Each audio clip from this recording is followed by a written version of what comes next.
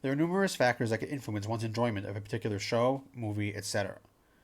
These range from the obvious, like it just being a type of story or genre that we're already fans of, or a really compelling and likable lead, and a well-executed story, to the less typical or tangible, such as a banger soundtrack, pure animation quality so good that it outweighs less well-done aspects of a show. But one factor we probably don't think about that often in this regard is the timing. Timing meaning when you actually watch said show. When I finally watched Shirobako, an anime that had been on my radar for some time, I realized that it was a good thing I had waited. Let's talk about why. This week's video is brought to you by a project of mine that I don't talk about often enough, the Galaxy Ascendant series.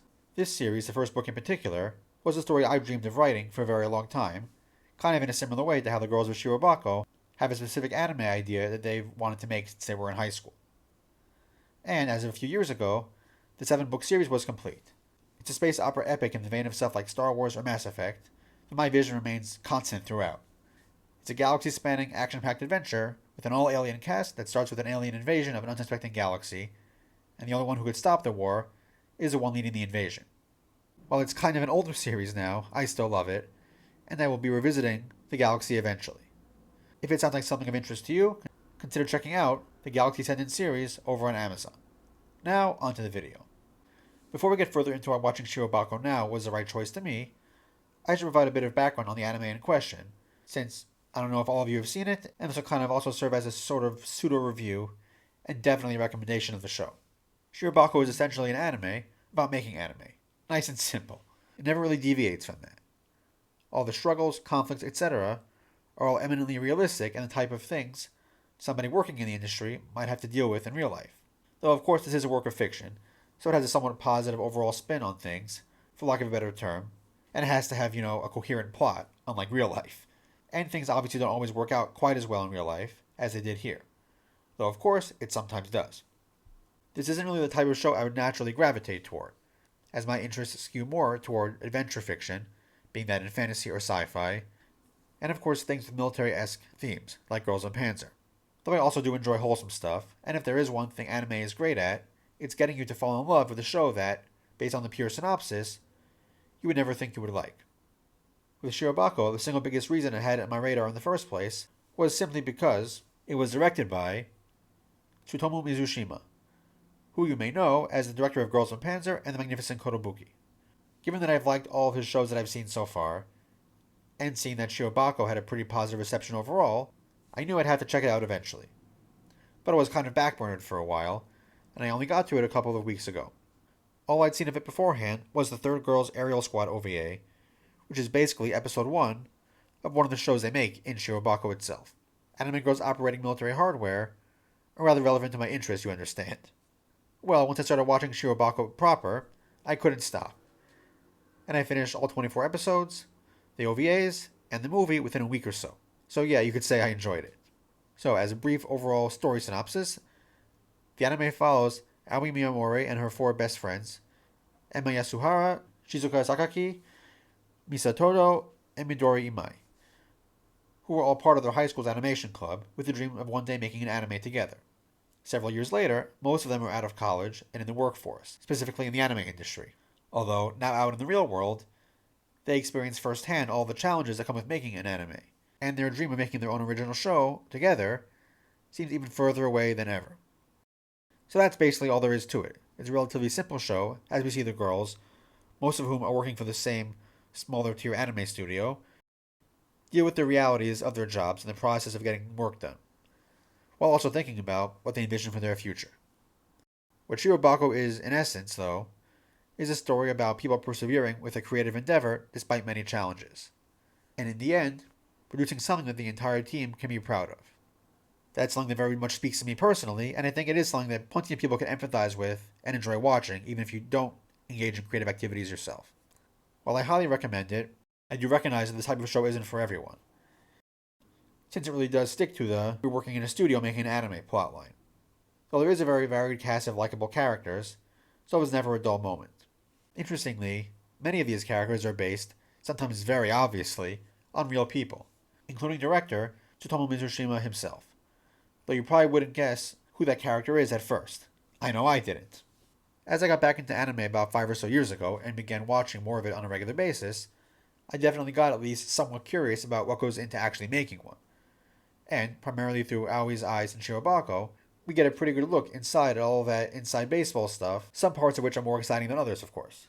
But it does, I think, help the viewer appreciate so much more just how much work goes into making their favorite shows. And you better understand, also, why things like delayed episodes happen, or why corners may be cut sometimes, as much as we and the creative staff may dislike that. But it's one thing to understand in a technical sense the process of something being made. It's another altogether to understand it from a more practical and creative perspective. It's very easy to see creative work, whether art, writing, or animation, as a solo type of job. And while it definitely can be a solo endeavor, in many instances, especially once you get to bigger and bigger projects, they truly become team efforts. And that leads me back to where I began this video, and why I'm glad I watched this now, and not, say, 3 or 4 years ago. As I'm sure many of you know from watching this channel for a while, and from seeing my little self-promos I put in my videos here, I'm a writer. A rather prolific one. Though like many other indie authors, it's not something that I could afford to do full-time yet. Marketing is hard. But, as solitary as writing is at its base level, one of the things I've learned as I've put together and released more and more of my projects, now including a still-in-progress manga, is that it's more than just one person in a room writing a book. In going the self-published route, I've hired freelance cover artists, map artists, concept artists, and editors. And I've also taken on beta readers, who, while not performing the exact same role as an editor, help with that editorial process. And this is all not even mentioning the work I've had to put into trying to market and sell my stuff, whether online, often requiring me to reach out to other mutuals who have streams I could guest appear on, to promote something, or getting tables at local conventions to personally sell my stuff by hand. Additionally, over the last few years, I've personally encountered some of the same production issues that the characters in Shirobako tackle. Art running late, communication issues, the stress of trying to hit deadlines, etc. These, of course, can sometimes be due to the faults of the humans we work with. But just as often, as I've experienced lately with the production of Amaranth Angels animation and then the art of the manga itself, outside stuff beyond either my control or that of the people I'm working with can interfere and delay projects. So when I saw stuff like that happen in Shirobako, I was able to go, oh, I feel you there. Working with awesome freelancers has also given me a much better understanding of just how much work goes into stuff like art and animation on the end of the artists and animators. So I had an even better frame of reference for identifying with the struggles of both the main characters and the many, many side characters of the show went through. The fact that I started learning to draw a few months back also added to this. With so many characters, Shirobako is a show where I think everyone, even if you don't work in a creative field, can easily find someone you identify with, even just on a personality level. Though for me, the question of who I identify with the most here actually wound up being a really tough one, since, at present, I can relate to many of the main cast on some level. Like Aoi, I have found myself in a de facto production job, where I have to do my best to stay on top of things like my artists, editors, and marketing plans. But ever since I began drawing, I can very much understand Emma's struggles at times throughout the show. And of course Midori, as a writer, I can obviously empathize with. However, after giving it some more thought, I think that, strangely enough, I identify the most with Shizuka, who is the aspiring, struggling voice actress in the show.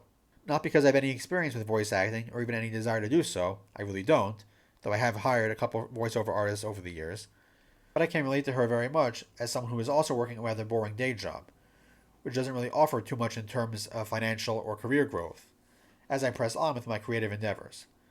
Though, like her, I also work a job that does allow me to do some of that. In Shizuka's case, her job is flexible enough for her to go to auditions, etc., and in mine, I am fortunately able to write and edit videos for this channel while at work. People like us are always plugging away, looking for whatever small inroads in our career path we can make, while, obviously, also always on the lookout for that mythical, but not completely non-existent, big break. If I'd watched Shirobako years ago, before I started writing light novels, and especially before my manga, I wouldn't have had the experiences that let me identify with these characters, and thus, I probably wouldn't have connected with them all quite as much. So watching a show like this, which doesn't just try to wipe away all the less fun aspects of tackling complex and ambitious creative projects, but which also spreads a hopeful message that things can work out in the end, just really speaks to me on a personal level. Ultimately, I suppose you could say Shirobako is just a show about trying your hardest, pressing on despite challenges, and rolling with the punches life throws at you as you try to make the dream work. Will I get my quote-unquote big break by winning this year's J-Novel Story Contest? Or will one of my indie projects just take off like a rocket? Maybe, but you can't rely on that. So you just need to keep on keeping on. And that mindset, I think, is one that we can all identify with no matter what stage of life we're in or what our chosen career is. But I remain very glad that I watched this show when I did, since that timing made the difference between appreciating it in a broader way as opposed to a much more personal one. So if anything I've said here piqued your interest, definitely go and check out Shirobako. It's just one 24-episode season and a movie, plus 2 OVAs that are basically just single anime episodes, so it's not a huge undertaking, and it's pretty great. So, were there any shows or movies, anime or otherwise, where you found you enjoyed it more because of when you happened to watch it? Let me know down below.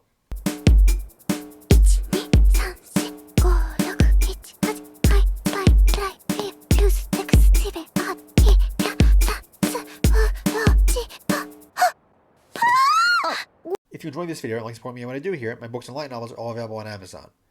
And you can get early access to videos, sneak peeks, and updates on my upcoming military moe manga and other projects by subscribing over on Patreon. I also offer channel memberships now, which give you access to monthly members-only watch-along streams, in which we're currently watching Space Battleship Yamato, $21.99. It's really good, by the way.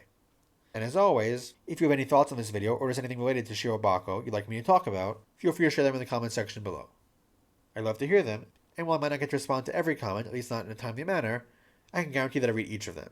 And don't forget to like the video, subscribe, and hit the bell so you don't miss any future uploads. That's all for now, so until next time.